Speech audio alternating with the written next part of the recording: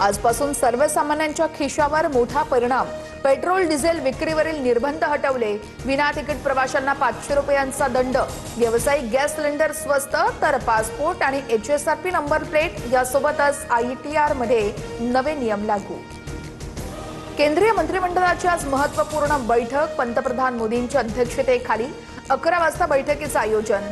मंत्रिमंडळ फेरबदलाच्या चर्चांच्या पार्श्वभूमीवरती बैठकीला महत्त्व।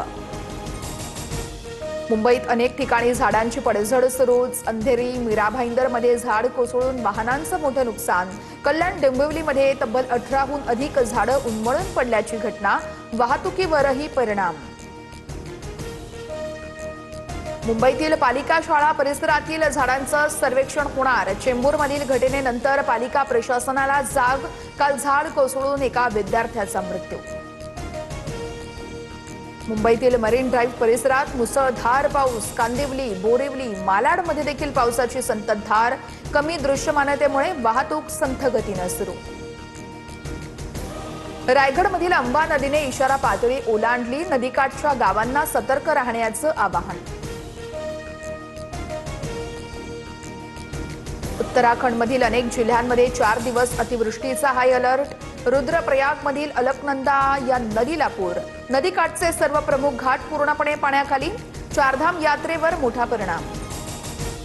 जम्मू आणि काश्मीरच्या डोडा जिल्ह्यात 2 ठिकाणी ढगफुटी। परिसरात भीषण पूरस्थिती।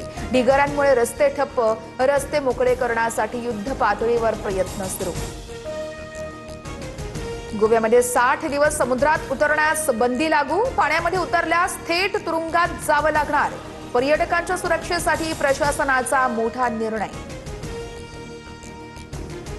आदिशक्ती मुक्ताईंच्या पालखीचं बुलढाण्यामध्ये ठिकठिकाणी जंगी स्वागत। राजूर घाटातील पालखीची नयनरम्य दृश्य समोर। निसर्ग आणि भक्तीचा अनोखा संगम ड्रोन कॅमेऱ्यात टिपला।